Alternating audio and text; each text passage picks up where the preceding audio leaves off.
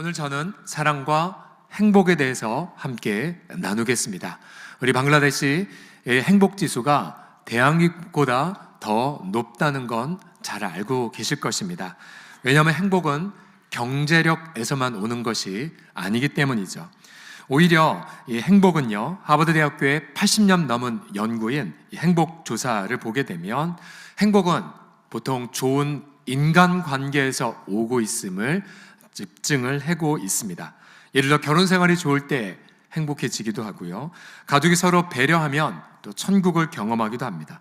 하지만 결혼 생활이 어려울 때에 우리 마음의 비탄에 잠기게 되기도 하고요, 일터가 아무리 힘들어도 또 일터의 동료들과 좋은 관계가 있다면 잘 버틸 수 있지만, 또 교회 생활도 마찬가지죠. 우리 세교들이 오셔서 이렇게 좋은 인간관계를 맺으면 행복한 교회 생활을 경험할 수 있는 것이 사례입니다.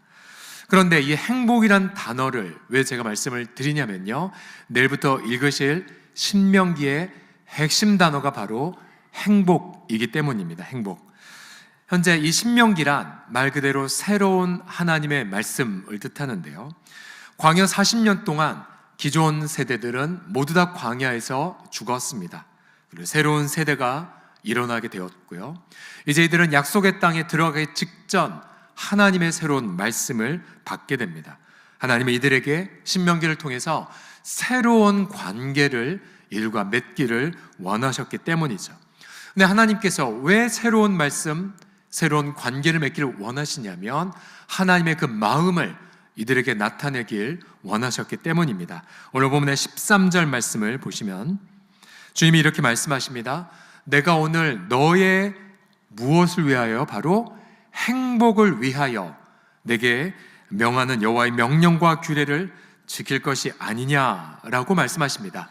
즉 신명기에 있는 모든 말씀의 목적이 바로 광야 백성의 무엇이요? 바로 행복을 위한 것임을 밝히고 있습니다. 하나님이 우리의 행복을 위해 말씀하시는 것. 신명기 33장 29절에도 보시게 되면 아예 여기는 이렇게 말합니다. 이스라엘이여 너는 행복한 사람이로다. 너같이 하나님의 구원을 받은 자가 누구냐라고 마무리가 됩니다. 여러분, 누군가 힘센 분이 여러분의 행복을 위해 일한다라고 한다면 얼마나 든든하겠습니까? 그런데 14절, 17절에 보시게 되면 바로 하나님이, 근데 그 하나님은 어떤 분이시냐면 하늘과 모든 하늘과 땅과 그 위의 만물의 주인이시고요, 또한 신 가운데 신, 주 가운데 주, 크고 능하시며 두려우신 하나님, 그러니까 전능하신 하나님이시고 모든 만물의 주권자께서 여러분, 저와 여러분의 행복을 위해 헌신하셨다는 사실입니다. 그러니 그 광야에서 앞으로 적과 꿀이 흐른 땅이 있지만 수많은 전쟁도 치러야 되고, 또 지금껏 40년 동안 많이 고생됐던 이 백성, 또 자신의 부모 세대가 실패했기에 마음에 우리도 할 수 있을까라는 연약함 있는 마음들, 근데 그들이 하나님 앞에 너희 행복해, 나는 행복을 위해, 너희들 행복을 위해 헌신할 거야 라는 이 말씀을 들을 때 여러분, 그들의 마음이 얼마나 따뜻한 격려를 받았겠습니까? 주님은 이 행복을 위해, 자, 신명기의 두 번째 키워드를 말씀하시는데요, 신명기의 두 번째 키워드는 바로 사랑입니다. 사랑. 왜냐하면 신명기를 보게 되면 앞서 레위기에서는 사랑이란 단어가 두 번밖에 안 나왔고요, 민수기, 광야의 처절한 실패를 담은 민수기에는 0번 기록되었습니다. 사랑이 안 나와요. 근데 신명기에서 이 사랑이라는 횟수가 단순 검색이지만 무려 24회나 등장되네요. 24번 사랑. 전체 구약에서 시편이 50번 나왔지만 시편은 분량이 많죠. 그러고 보면 해당 성경에서 가장 밀도 있게 사랑을 말한 부분이 바로 신명기다. 신명기. 신명기를 또 다른 말로 말하면 사랑의 책, 광야의 백성들이 받는 사랑의 책, 광야의 백성이지만 행복을 위해 바로 사랑이라는 말을 가장 많이 들은 책이 바로 신명기입니다. 신명. 그래서 신명기 읽으실 때 세 가지 키워드, 광야이지만 우리의 행복을 위해 사랑을 말씀하신 하나님, 따라해 보시겠까요? 광야, 행복, 사랑. 세 가지만요. 시작. 광야, 행복, 사랑. 그래서 혹시나 여러분이 지난 한 주간 동안 또 2월 달에도 여전히 내 가족이 광야 같고 또 내 일터가 척박한 그러한 광야 같으며 또 우리 민족도 지금 광야를 통과하고 있죠. 근데 그 속에서 어떻게 하나님이 사랑을 통해 행복을 경험하게 하실지 이번 주 신명기를 통해 그 은혜들을 누리시기를 바랍니다. 어떻게 사랑을 통해 행복을 누릴 수가 있을까요? 첫 번째로는 하나님께 받는 사랑을 통해서입니다. 따라해 주시겠습니다. 하나님께 시작. 하나님께 받는 사랑을 통해. 신명기에서 하나님은 사랑의 고백을 아주 자주 하십니다. 예를 들어 7장 8절 13절 함께 같이 읽어보겠습니다. 시작. 여호와께서 다만 너희를 사랑하심으로 말미암아 13절 곧 너를 사랑하시고 복을 주사 너를 번성하게 하시되.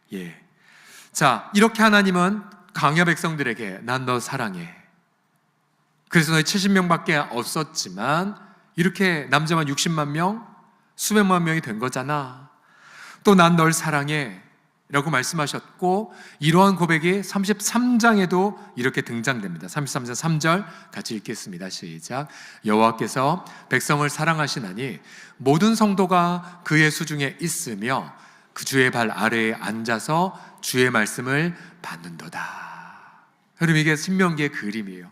광야이지만 사랑하는 하나님의 음성을 듣는 현장. 얼마나 따뜻한 그림입니까? 그럼 우리 이런 질문을 던지죠. 왜 하나님이 이스라엘 백성들을 사랑하셨을까요? 곳곳에 어떠한 이유 때문에 사랑했고 그 어떠한 이유 때문에 사랑 안 했는지가 증장되죠. 9장 5절에 보시게 되면 먼저 이들이 사랑받은 이유는 이들 자신의 의로움이나 마음의 정직함 때문은 아니었습니다. 9장 5절 보십시오. 네가 가서 그 땅을 차지하면 너의 의로움으로 말미암은 게 아니야. 네 마음의 정직함으로 말미암도 아니란다라고 말씀하십니다. 우리 민수기를 통해 이스라엘 백성들의 마음이 얼마나 반역이 가득하고 또한 불순종으로 가득했는지를 잘 알고 있습니다. 그러면 이스라엘 백성들이 뭔가 매력이 있어서 사랑을 받았을까요? 7장 7절부터 보시게 되면 여호와께서 너희를 기뻐하시고 너희를 택하심은 너희가 다른 민족보다 수요가 많기 때문이 아니다. 즉 너희가 뭔가 잘났거나 장점이 있거나 매력이 있어서 사랑을 받은 것이 아니다라고 말씀하십니다. 그럼 왜 그들을 사랑하셨는가? 7장 7절 계속 보십시오. 너희는 오히려 모든 민족 중에 가장 적은데, 즉 볼품없는 질그릇에 불과한, 또 이사야서 같은 데 보면 지렁이 같다라고도 말할 만큼 정말 형편없었지만 사랑의 이유를 그 다음 말합니다. 여호와께서 다만 너희를 사랑하셨는데 왜 사랑하셨느냐? 또는 너희의 조상들에게 하신 맹세를 지키려 하심이라고 설명합니다. 하나님은 아브라함과 이삭, 야곱을 은혜로 택하시고 그들 영원히 사랑하겠다고 맹세까지 하셨습니다. 그리고 짐승의 피를 흘려 내가 영원토록 이렇게 죽을과 함께 영원토록 내 생명을 걸고 너희들을 사랑하겠노라고 맹세까지 하셨습니다. 그 맹세 때문에 백성들이 비록 금송아지를 만들어 우상숭배를 했음에도 하나님의 사랑은 한결 같으셨죠. 수십 차례의 반역의 죄를 범했어도 사랑의 맹세는 변함이 없었습니다. 그래서 이런 배경하에 오늘 보면 15절 다시 한번 같이 읽겠습니다. 시작. 여호와께서 오직 내 조상들을 기뻐하시고 만민 중에서 택하셨음이 오늘과 같으니라. 아멘, 아멘. 여러분, 마치 어머님의 푸근한 사랑 연상되지 않으십니까? 아무리 아들이 남봉꾼이고 집을 나갔다 할지라도 엄마는 언제나 따뜻한 밥상을 만들어 아들을 섬기는 그 한결같음이 있으시죠. 자, 신구약 전체의 관점에서 오늘 본문을 보시면 아예 하나님은 창세 전에 그리스도 안에서 우리를 사랑하기로 결정하셨습니다. 우리가 죄를 짓기도 전에, 우리가 어떤 시련을 만나기 전에, 그리고 하나님은 그 아들의 죽으심을 통해 하나님의 사랑을 분명히 증명해 버리셨습니다.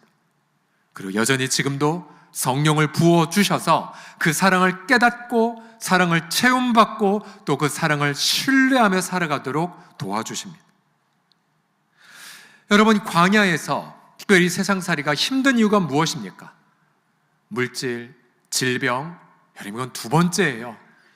힘든 이유가 무엇이냐면 물질 때문에 사랑이 깨지기도 하고, 또한 어떤 고난 때문에 배신을 받기도 하고, 또한 이 비좁은 나라에서 너무나 극한 갈등에 치닫기도 하고, 내 생과 조금만 다르면 틀리다라고 폭력을 서슴없이 행할 뿐만 아니라 그렇게 정직과 불의를 가득, 정직하지도 않고 불의가 가득한 이 세상, 그 속에서 고통하지 않습니까? 근데 여러분, 이 속에서 광야라야 할지라도 내가 너를 사랑하노라, 내가 내 아들 안에서 내가 너를 사랑하노라, 그 음성을 먼저 들으시기 바랍니다. 먼저 그 사랑을 확신하고 그 사랑을 체험받으실 때에 여러분 비로소 식어졌던 내 마음이 다시 행복으로 점화가 되실 것입니다. 그 어떠한 상황에서도 먼저 사랑을 충전받으시기 바랍니다.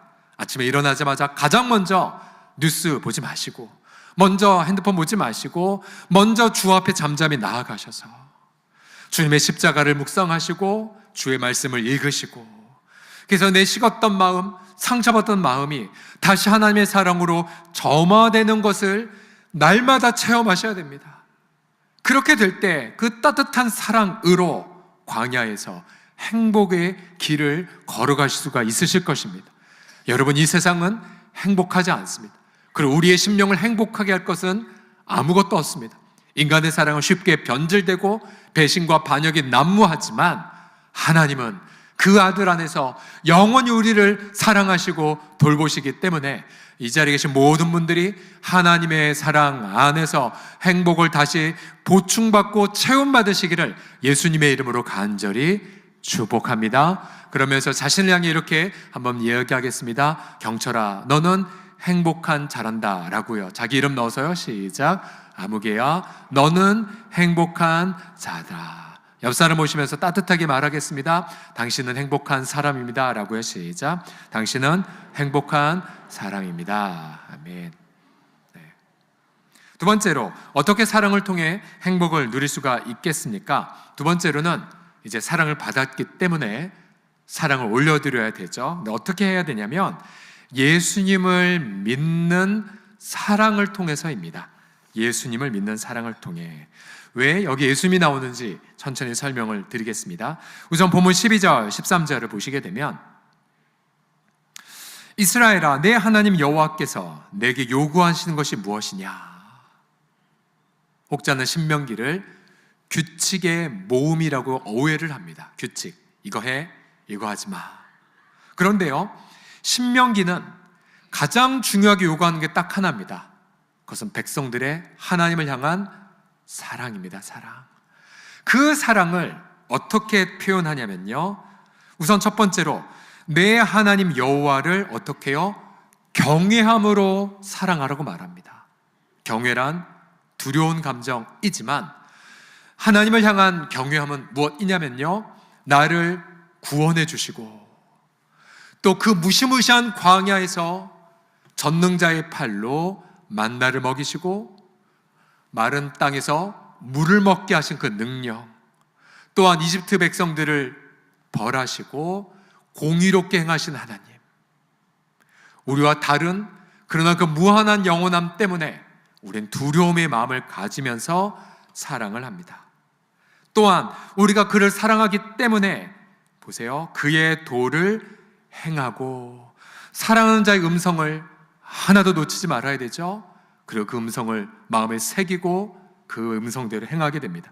그 다음, 그를 사랑하며 마음을 다하고 뜻을 다하여 내 하나님 여호와를 섬기고, 우리가 종으로서 주님 오늘 하루 어떻게 살아가야 됩니까? 하나님께 여쭈어 보고, 그래서 마지막 내가 오늘 내 행복을 위하여 내게 명하는 여호와의 명령과 규례를 지킬 것이 아니냐. 하나 모든 말씀의 목적이 아무것도 아닌 나를 위한 행복임을 알고 지키는 것. 이것이 바로 신명기에서 말하는 요구사항입니다. 신명기 6장 5절 단 한 문장으로, 아니 구약성경 전체에서 하나님 우리에게 요구하시는 것 한 문장으로 요약된 거죠. 같이 힘차게 읽겠습니다. 시작. 너는 마음을 다하고 뜻을 다하고 힘을 다하여 내 하나님 여호와를 사랑하라. 아멘, 아멘. 그러면 이제 우리는 신약시대에 살잖아요.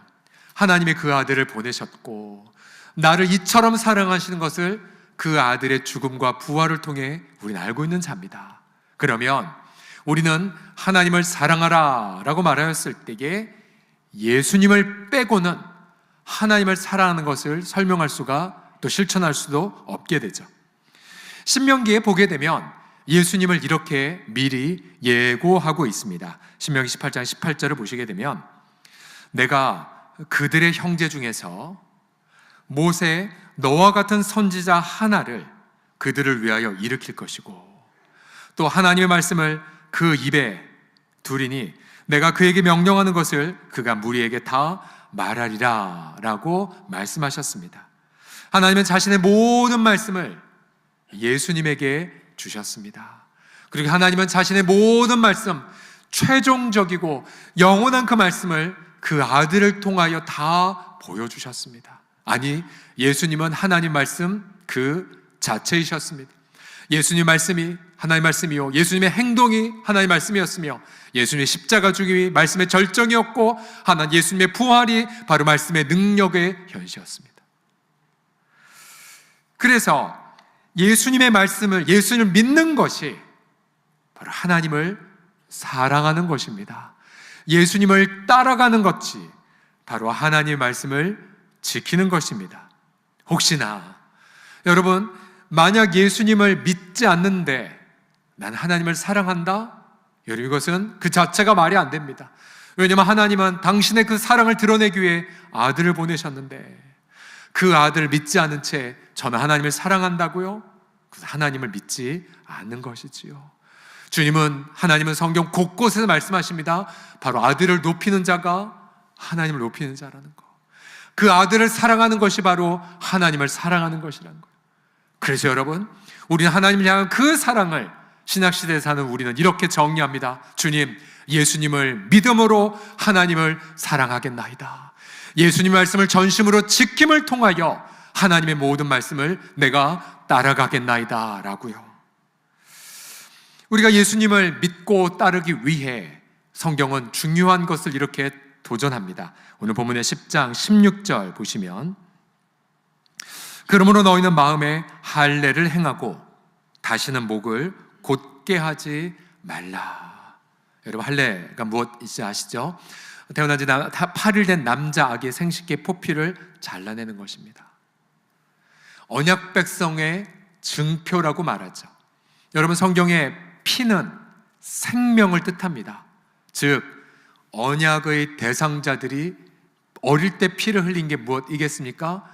피 없이는, 즉 생명을 내려놓음 없이는 하나님과 언약 관계를 맺을 수 없음을 드러낸 것이죠.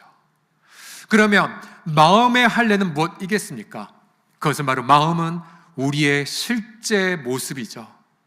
피를 낸다는 건 우리가 하나님 앞에 내 자신을 내려놓는 것, 실제 내 목숨을 드리는 건 아니지만 내 모든 옛 자아를 깨트려 십자가 앞에 내려놓는 것을 뜻합니다. 2주 전 레위기 설교를 하고 나서 집에 가서 계속해서 저도 묵상이 되어졌어요.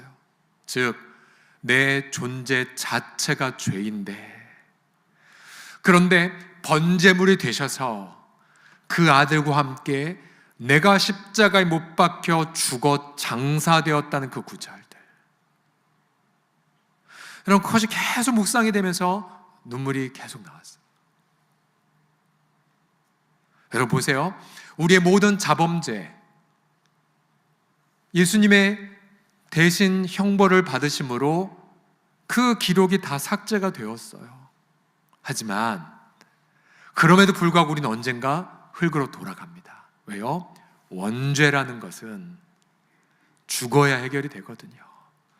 그런데 우리는 그리스도 예수 안에서 날마다 내 자신을 깨트리고 그리고 자아를 내려놓을 때에 그때 우리는 비로소 우리 마음속에 주님을 향한 사랑을 제대로 고백할 수가 있답니다.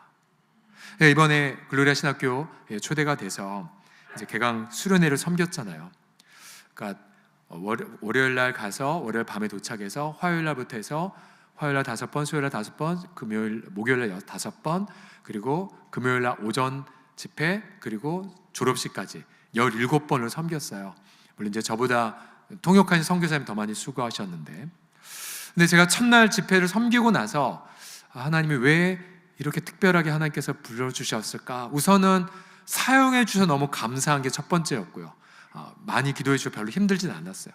다만 이런 고백은 했었어요. 주님이 설교 사역하는 거 할 때마다 행복하니까 힘든 건 아니었지만 저의 자아를, 저의 그 존재 자체가 죄인 저를 깨트리시기 위해 이런 훈련을 보내셨구나, 이런 생각이 더 많았었습니다.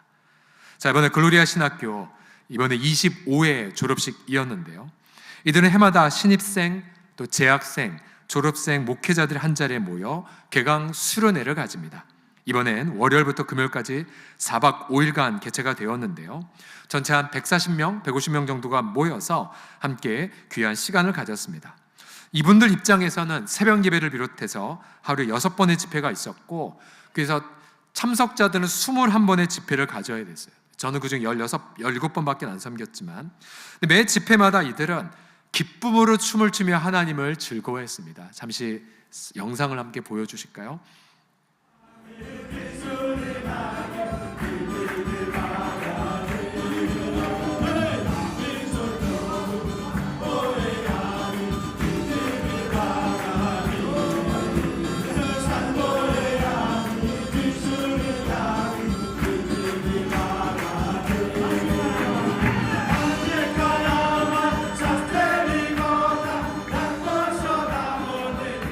그래서 이들은 매 집회 때마다 이렇게 찬양했기 때문에 조는 사람이 없었습니다. 정말 아주 간절한 눈빛으로, 통역 설교 굉장히 어렵잖아요. 근데 다 말씀을 받아서 얼마나 감사했는지 모릅니다. 그동안 30여 년간 넘게 헌신한 이웅재 선교사님과 또 글로리아 신학교 협력 선교사님들의 눈물의 열매였었습니다. 저는 마지막 집회 때 이분들에게 이렇게 도전했습니다. 우리 서울홍성교회 거룩한 야망은 예수님을 다시 오시는 날 모든 교회 중에서 가장 예수님을 뜨겁게 사랑한 교회라고 칭찬받는 것입니다. 여러분들도 예수님 다시 오시는 날 예수님을 가장 사랑하는 예수님의 행복한 제자가 되기를 그렇게 축복합니다 라고 마무리를 했었습니다. 사도 베드로는 1장 8절에서 예수님을 향한 사랑을 이렇게 아름답게 묘사를 했죠. 같이 읽어보겠습니다. 1장 8절 시작. 예수를 너희가 보지 못하였으나 사랑하는도다. 이제도 보지 못하나 믿고 말할 수 없는 영광스러운 즐거움으로 기뻐하니. 여러분, 저와 여러분은 예수님을 육신의 눈으로 본 적은 없습니다. 그러나 우린 예수님을 믿고 있습니다. 우리는 그렇게 예수님을 믿을 뿐만 아니라 말할 수 없는 영광스러운 즐거움으로 기뻐하고 있습니다. 여러분, 광야 같은 세상이라 할지라도, 직장을 잃고 그리고 배신을 당하고 어려움을 겪는다 할지라도 하나님의 사랑을 확신하고 그리고 그가 보내신 예수님을 기뻐하며 사랑하면 여러분, 그거 자체가 극한 행복입니다. 행복이에요. 여러분, 행복을 세상에서 찾으시지 마십시오. 오히려 내 중심 속에 내가 예수님을 뜨겁게 사랑하는 그 관계 속에서 여러분, 행복을 경험하시기 바랍니다. 그러면 우리 초대교회 선배들처럼, 그리고 앞에 있는 이 글로리아 신학생들처럼 기쁨에 감당할 수 없는 찬양으로 아무리 벅찬 험한 세상 속에서도 행복하게 이 세상을 승리하게 될 것을 믿으시기 바랍니다. 여러분, 그 누구보다도 예수님을 사랑하셔서 저와 여러분 모두가 주님 오시는 날, 그래 너는 나를 정말 뜨겁게 사랑해 라고 칭찬을 영원히 받으시는 예수님을 사랑하는 저와 여러분 다 되시기를 간절히 소원합니다. 끝으로 어떻게 사랑을 통해 행복을 누릴 수 있냐면 이웃과 나누는 사랑을 통해서입니다. 이웃과 나누는 사랑을 통해 17절 하반절부터 보십시오. 하나님은 사람을 외모로 보지 아니하시며 뇌물을 받지 아니하시고 고아와 과부를 위하여 정의를 행하시며 그 다음 나그네를 어떻게 하십니까? 사랑하세요. 하나님이. 그동안 하나님은 언약 백성 이스라엘을 사랑한다 말씀하셨지만 나그네도 사랑하신대요. 히브리어 원어로 똑같습니다. 똑같아요. 그래서 나그네를 사랑해서 그에게 떡과 옷을 주신 하나님, 그러기 때문에 너희도 나그네를 어떻게 하라고요? 사랑하라고 말합니다. 왜요? 너희도 이집트 땅에서 나그네 되었었잖아 라고 말씀하세요. 즉 이스라엘이 사회적 약자로 있었을 때의 하나님의 사랑을 받았기에 그들도 사회적 약자를 사랑해야 한다라고 강조합니다. 여러분 신명기는 그래서 하나님과 백성의 사랑으로 끝나지 않습니다. 그 사랑으로 네 성의 논에 보이는 약자들을 사랑할 것을 계속해서 반복하며 강조하죠. 예를 들어 신명기 26장 12절 보십시오. 셋째 해 곧 11조를 드리는 해에 네 모든 소산의 11조 내기를 마친 후에, 즉 11조는 사랑의 특권이죠. 하나님 앞에 사랑의 특권을 고백한 이후에 그것을 레위인, 여러분 그 당시 레위인은 땅이 없었습니다. 요즘 말하면 미래절교회 목사님들, 그리고 또 교역자들, 이런 전도사 폐이 많지 않거든요. 우리 부목사님들 가장으로서 가족을 서울에서 이렇게 버티는 건 쉽지 않습니다. 우리 시대의 레위인들이죠. 그리고 객, 나그네들, 외국인 노동자들, 그리고 고아와 과부들. 자, 우리 관내에 있는 송주건과 행복문화를 통해 자매 결혼도 맺었는데요. 또 홀로 사시는 우리 어르신들, 또 한부모 가족 등등.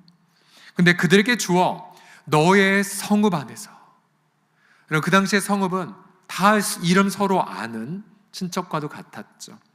네 눈에 보이는 사람들부터 배불리 먹게 하라.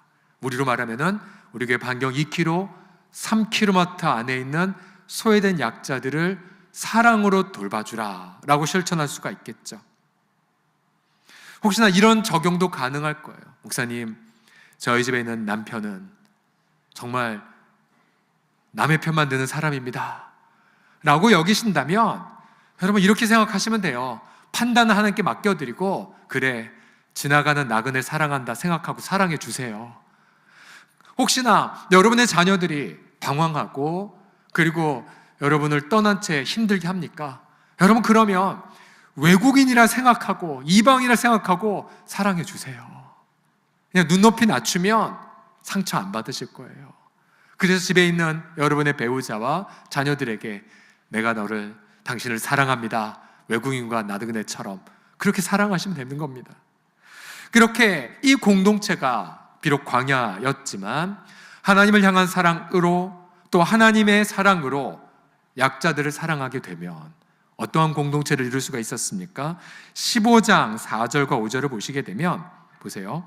네가 만일 네 하나님 여호와의 말씀만 듣고 내가 오늘 내게 내리는 그 명령을 다 지켜 행하며, 즉 사랑의 말씀, 사랑의 명령을 행하게 되면 내 하나님 여호와께서 내게 기업으로 주신 땅에서 네가 반드시 복을 받으리니, 그 다음이 중요합니다. 너희 중 가난한 자가 없으리라. 여러분 이 사회의 가난의 문제는 정치가가 해결 못해요. 재벌가가 해결 못해요. 언약 백성들, 즉 우리가 생각하는, 우리로 말하면 교회 성도들이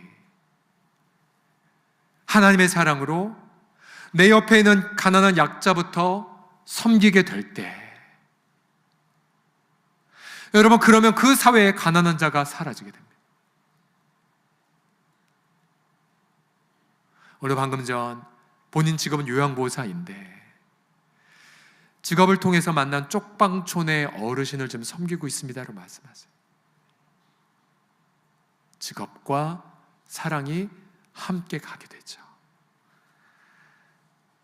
만약 그런 사회에서 행복지수를 측정한다면 100점 만점이 나오게 될 것입니다. 여러분, 그것이 바로 우리가 이루어야 될 새로운 광야에서 하나님의 그 사랑을 받고 사랑을 나누는 공동체를 통해 여러분, 우리는 이 사회를 이렇게 바꾸어야만 합니다. 지금 온통 광기와 불의와 그리고 판단이 난무하는 속에서 결코 사회는 행복해지지 않게 될 것입니다. 결코 교회에서만큼은 우리가 하나님 나라의 시민이기 때문에 우리는 대한민국 시민으로서 양심의 자유에서 각자 정치적 입장을 갖고 계시겠지만 교회에서만큼은, 그리고 어떠한 기도 모임이나 소그룹 모임에서만큼은 하나님 나라의 시민으로서 판단자 입장이 아니라 인애와 사랑의 함께 나눠야 될 크리스찬 입장에서 기도하는 마음으로 교제의 절제를 지켜주시기 바랍니다. 앞서 이웅재 선교사님의 교회에 우리 간증자에 나왔지만 만익 슈졸리 부부 전도사가 있어요. 사진 보여주시면은, 자, 맨 오른쪽에 두 분이 만익 그리고 슈졸리 전도사 부부예요. 이 슈졸리 분은 이번에 신학교에 입학한 신입생인데요. 본래는 간호사시래요. 간호사. 약 26살인가 5살 되셨는데, 이 간호사인데 이분의 멘토가 누구냐면은 한국에서 온 간호사 싱글 선교사세요. 근데 이 자매는 언제부터 오랫동안 하나님 뜻 행하고 싶다가 남편을 만나면서 자연스럽게 그렇게 이제 교회 사역을 하게 되었는데요. 어떻게 슈졸리가 주님을 만나게 된지 배경을 물어보니까요, 이 자매의 고향은 아주 시골, 정말 시골인데, 근데 그 시골에서도 어렸을 때부터 컴패션이라는 단체를 통해 자매 결연을 맺고 돌봄을 받았었다고 합니다. 그럼 컴패션, 이 자리에 계신 몇몇 분도 평생 동안 하시는 분들 계시는데요, 한 아이를 어릴 때 만나서 1대1로 만나면 매달 일정한 금액과 또 기도나 또 생일날 편지도 보내는 것을 성인이 될 때까지 돕는 것, 1대1 매칭하는 어린이 구호단체가 컴패션이란 단체입니다. 그런데 이 컴패션이 충격적이게도 우리 대한민국에 시작된 것 아십니까? 미국의 한 목사님이 대한민국에 와서 전쟁 고아들의 참상을 보고는 그가 기도하며 시작한 사역이 컴패션입니다. 우리나라가 너무나 많은 큰 수혜를 받았고 이제 우리가 전 세계에 많은 사람들을 돕는 나라가 되었죠. 근데 슈얼리 양이 어릴 때부터 처음엔 미국 어떤 분이, 나중에는 어떤 한국인이 도우면서 그런 예수님, 복음, 사랑을 경험하게 되었고 예수님을 영접한 그런 귀한 전도사님이 되셨었습니다.